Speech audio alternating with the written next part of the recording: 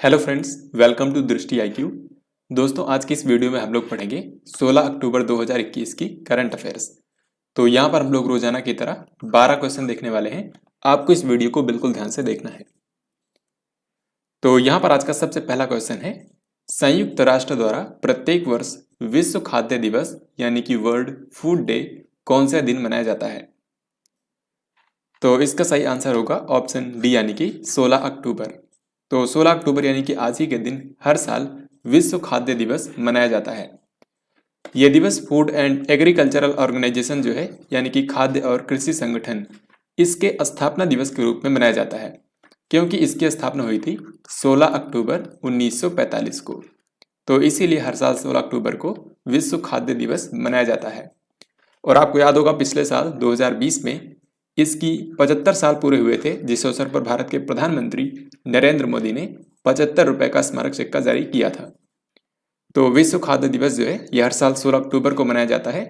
इस बार जो इसकी थीम रखी गई है वो यहाँ पर आप देख सकते हैं, our actions are our future, यानी कि हमारे आज के जो एक्शंस हैं ये हमारा भविष्य डिसाइड करेंगे। तो ये आपको याद रखना है, our actions are our future. 15 अक्टूबर को किसने 7 नई रक्षा कंपनियां राष्ट्र को समर्पित की हैं?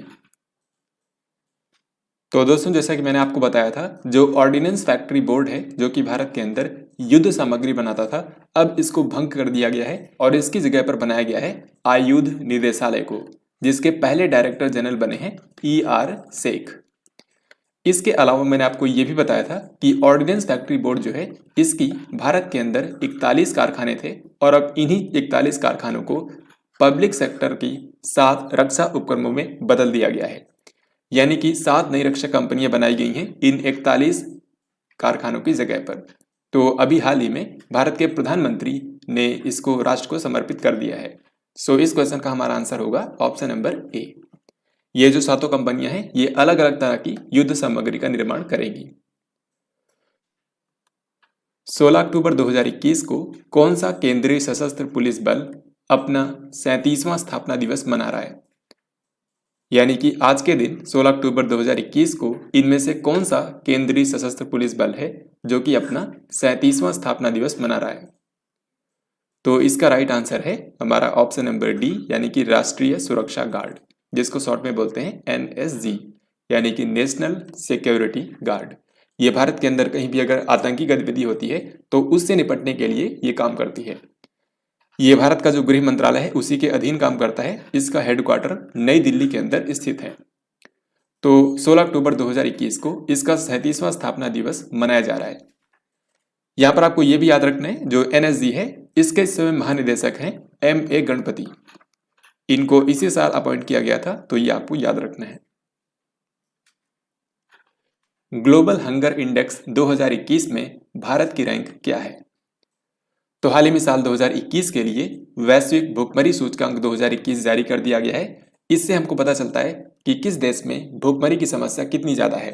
तो यहाँ पर आपको याद रखना है, इस बार कुल मिलाकर 116 देशों को रैंक किया गया है। इन 116 देशों में से सभी कंट्रीज को 0 से लेकर 100 के बीच में अंक दिए गए हैं। जिसका जितना ज्यादा स्कोर होगा वहां पर भुखमरी की समस्या उतनी ही ज्यादा है। जैसे कि भारत का स्कोर इसमें है 27.5। तो इसके साथ में भारत को सीरियस कैटेगरी में रखा गया है, यानी कि भारत के अंदर अभी भी भुखमरी की गंभीर समस्या है। और इस 27.5 के स्कोर के साथ में भारत की रैंक है 101। हालांकि पिछली बार भारत 94 पर था, उस वक्त 107 देशों को ही रैंक किया गया था, लेकिन इस बार 116 देशों में भारत की रैंक है 101।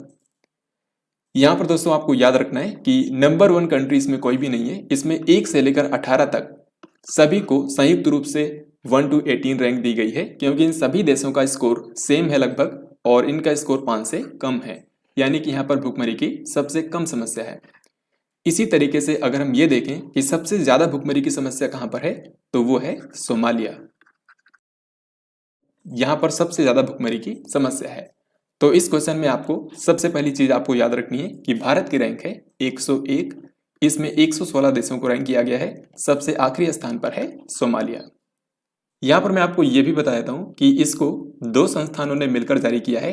एक का नाम है वेल्ट हंगर हिल्फ जो कि जर्मनी की संस्था है, और दूसरी संस्था का नाम है कंसर्न वर्ल्ड वाइड, ये है आयरलैंड के अंदर बेस्ड। तो इन्हीं दोनों संस्थाओं ने ग्लोबल हंगर इंडेक्स 2021 को जारी किया है। हाल ही में किस राज्य की सरकार ने chief ministers health for all योजना का शुभारंभ किया है? तो इसका सही आंसर होगा ऑप्शन सी यानी कि मणिपुर। हाल ही में जो मणिपुर के मुख्यमंत्री हैं एन बीरेन सिंह, इन्होंने ही राज्य के अंदर chief ministers health for all योजना की शुभारंभ किया है। इसके तहत राज्य के जो निवासी हैं उनके घर पर जाकर ही उनकी हेल्थ की जांच की जाएगी, साथ ही उनको जो जन औषधि होती है वो फ्री में उनको मेडिसिन प्रदान की जाएगी। तो इसको याद रखना है, मणिपुर की सरकार ने शुरू किया है। इससे पहले मणिपुर की सरकार ने कोविड-19 वैक्सीनेशन को तेज करने के लिए राज्य के अंदर 15 कोविड वैक्सीनेशन एक्सप्रेस वैन को रवाना किया था। साथ ही आपको यह भी याद रखना है कि मणिपुर की सरकार ने एक प्रोजेक्ट सुरक्षा शुरू किया था, जिसके तहत ऐसे लोग जो कि कोविड-19 की वैक्सीन लगवाने में संकोच करते हैं, उनको कोविड-19 वैक्सीन के लिए लगवाने के लिए प्रेरित करने हेतु प्रोजेक्ट सुरक्षा की शुरुआत की गई थी। मणिपुर की अगर हम बात करें तो जैसा कि मैंने आपको बताया, यहाँ के मुख्यमंत्री एन बीरेन सिंह, इनकी पार्टी है बीजेपी। साथ ही मणिपुर की राजधानी इम्फाल है और यहाँ के इस समय राज्यपाल हैं ला गणेशन। भारत को संयुक्त राष्ट्र मानवाधिकार परिषद में किस कार्यकाल के लिए फिर से चुन लिया गया है? तो दोस्तों, जो यूनाइटेड नेशन की संस्था है संयुक्त राष्ट्र मानवाधिकार परिषद यानी कि United Nations human rights council, तो इसमें भारत को छठे कार्यकाल के लिए एक बार फिर से चुन लिया गया है। ये जो यूएनएचआरसी है इसका हेडक्वार्टर है जेनेवा स्विट्जरलैंड के अंदर, और ये मानवाधिकारों के संरक्षण के लिए काम करती है। तो दोस्तों, अभी छठे कार्यकाल के लिए भारत को एक बार फिर से चुन लिया गया है। यहाँ पर मैं आपको बता दूं, जो यूएनएचआरसी है इसमें टोटल 47 मेंबर्स हैं। इन सभी देशों को 3-3 साल के लिए चुना जाता है। तो अभी भारत का जो छठा कार्यकाल शुरू होगा ये 2022 में शुरू होगा और 2024 में एंड होगा, यानी कि 2022, 23 और 24 इन 3 सालों के लिए भारत को एक बार फिर से यूएनएचआरसी का सदस्य बनाया गया है। हाल ही में किस टीम ने इंडियन प्रीमियर लीग 2021 का खिताब जीत लिया है? तो दोस्तों, हाल ही में आईपीएल 2021 का आयोजन किया गया था। ये 2 चरणों में आयोजित किया गया। इसका जो पहला चरण था वो आयोजित किया गया था भारत में, और इसका अभी जो सेकंड फेज हुआ है इसका आयोजन किया गया यूएई के अंदर। तो अभी 15 अक्टूबर को इसका जो फाइनल मैच था ये दुबई अंतर्राष्ट्रीय स्टेडियम में खेला गया, चेन्नई सुपर किंग्स और कोलकाता नाइट राइडर्स के बीच में। तो इसको जीत लिया है चेन्नई सुपर किंग्स ने 27 रनों से। तो इस क्वेश्चन का हमारा आंसर हो जाएगा ऑप्शन बी यानी कि चेन्नई सुपर किंग्स। तो चेन्नई सुपर किंग्स जो है ये इसका चौथा खिताब है। इससे पहले भी ये 3 बार आईपीएल का खिताब जीत चुकी थी। तो चेन्नई सुपर किंग्स ने 27 रनों से हराकर किसको, कोलकाता नाइट राइडर्स को इस बार का आईपीएल खिताब जीत लिया है। वैसे आपको बता दूं, जो कोलकाता नाइट राइडर्स है इसने भी इससे पहले 2 बार आईपीएल का खिताब जीता था। अगर इस बार ये जीतती ये इसका तीसरा खिताब होता, लेकिन इस बार जीत गई है चेन्नई सुपर किंग्स।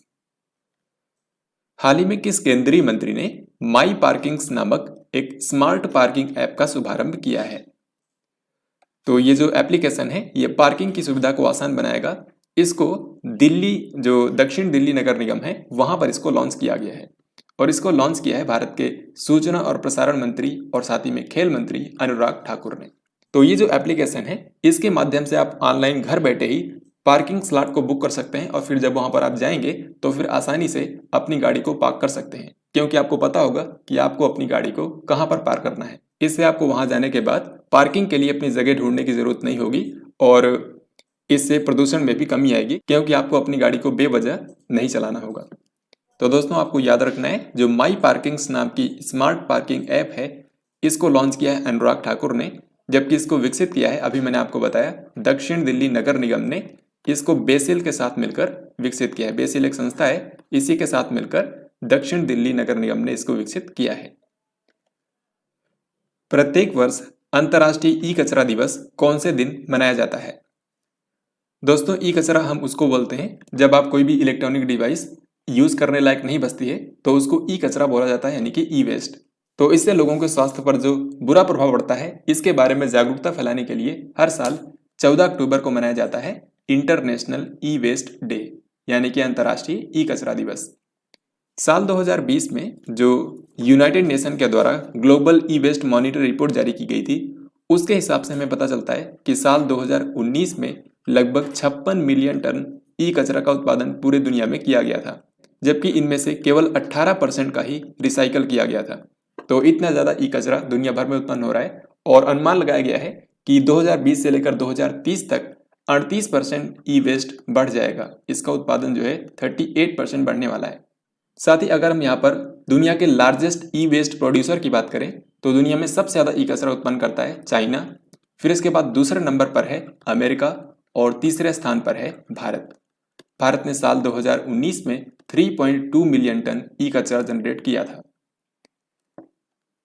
हाल ही में किस भारतीय को 2021-22 के लिए वर्ल्ड स्टील एसोसिएशन का अध्यक्ष चुना गया है? वर्ल्ड स्टील एसोसिएशन जो है ये दुनिया भर के जो स्टील उत्पादक हैं उनका एक ग्रुप है। तो वर्ल्ड स्टील एसोसिएशन जो है इसका हेडक्वार्टर आपको मिलेगा बेल्जियम की राजधानी ब्रुसेल्स में। तो अभी इसके लिए अध्यक्ष चुन लिया गया है एक भारतीय को, जिनका नाम है सज्जन जिंदल। ये इस समय JSW जो स्टील है इसके इस समय CMD हैं। तो इन्हीं को वर्ल्ड स्टील एसोसिएशन का अध्यक्ष चुना गया है 2021-22 के लिए। अंतर्राष्ट्रीय ऊर्जा एजेंसी यानी कि इंटरनेशनल एनर्जी एजेंसी ने हाल ही में किस देश को एजेंसी का पूर्णकालिक सदस्य बनने के लिए आमंत्रित किया है? इंटरनेशनल एनर्जी एजेंसी जो है इसका हेडक्वार्टर है फ्रांस की राजधानी पेरिस में और इसमें अभी के समय इसके 30 फुल टाइम मेंबर्स हैं। याद रखिए अभी के समय इसमें 30 फुल टाइम मेंबर हैं, लेकिन अभी इंटरनेशनल एनर्जी एजेंसी ने भारत को इसका फुल टाइम मेंबर बनने के लिए आमंत्रित किया है। तो इस क्वेश्चन का हमारा आंसर होगा ऑप्शन नंबर A। और अगर भारत इसको ज्वाइन कर लेता है तो इसमें फुल टाइम मेंबर्स की संख्या 1 बढ़ जाएगी और ये हो जाएगी 31, लेकिन अभी के समय है केवल 30। यहाँ पर दोस्तों आपको बता दूं जो इंटरनेशनल एनर्जी एजेंसी है इसी के नाम से बिल्कुल मिलती जुलती एक और संस्था है जिसका नाम है इंटरनेशनल एटॉमिक एनर्जी एजेंसी और इसका मुख्यालय आपको मिलेगा ऑस्ट्रिया की राजधानी वियना में। आपको याद होगा हाल ही में इंटरनेशनल एटॉमिक एनर्जी एजेंसी का बाह्य लेखा परीक्षक बनाया गया है भारत के कैग को। इस समय जो गिरीश चंद्र मुर्मू भारत के कंट्रोलर एंड ऑडिटर जनरल हैं, इनको 2022 से लेकर 2027 तक के लिए यानी कि 6 सालों के लिए इसका बाह्य लेखा परीक्षक चुना गया है। तो ये अलग संस्था है, जबकि अंतर्राष्ट्रीय ऊर्जा एजेंसी जो जिसकी हम अभी बात कर रहे हैं इसने भारत को एक पूर्णकालिक सदस्य बनने के लिए आमंत्रित किया है। हाल ही में नागरिक उड्डयन मंत्रालय ने किस एयरलाइन को भारत में ऑपरेट करने की मंजूरी दे दी है? तो एक नई एयरलाइंस बनाई गई है जिसका नाम है आकाशा एयर। हाल ही में इसको नागरिक उड्डयन मंत्रालय ने भारत में ऑपरेट करने की मंजूरी दे दी है। ये जो आकाशा एयर नाम की एयरलाइंस है इसको 2 लोगों ने मिलकर स्थापित किया है, राकेश झुनझुनवाला और एक है विनय दुबे, जो कि जेट एयरवेज के पूर्व CEO हैं। वैसे इन्हीं को आकाशा एयर का भी CEO बनाया गया है। तो राकेश झुनझुनवाला और विनय दुबे ने मिलकर ये जो आकाशा एयरलाइंस बनाई है अब इसको भारत में ऑपरेट करने के लिए नागरिक उड्डयन मंत्रालय ने मंजूरी दे दी है। आकाशा एयरलाइंस ने कहा है कि नेक्स्ट ईयर यानी कि 2022 में ये भारत के अंदर अपना संचालन शुरू कर देंगे।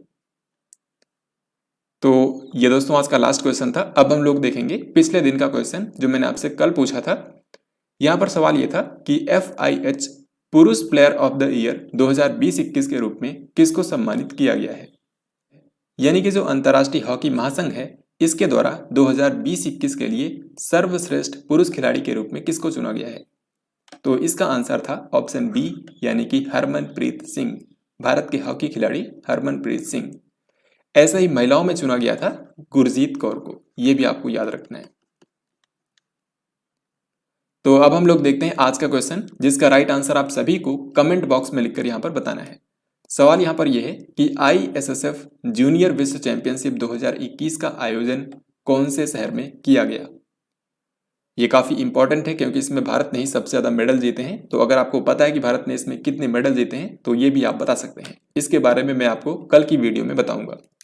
तो दोस्तों इस तरीके से हम लोगों ने 16 अक्टूबर 2021 यानी कि आज के सभी इंपॉर्टेंट करंट अफेयर्स को यहाँ पर कवर कर लिया है। आई होप आपने इस वीडियो को ध्यान से देखा होगा। यहाँ से कोई भी क्वेश्चन आपके एग्जाम में पूछा जा सकता है। तो अगर आपको ये वीडियो पसंद आया है तो इसको लाइक और शेयर जरूर करें। हम मिलेंगे नेक्स्ट वीडियो में, तब तक के लिए जय हिंद, वंदे मातरम।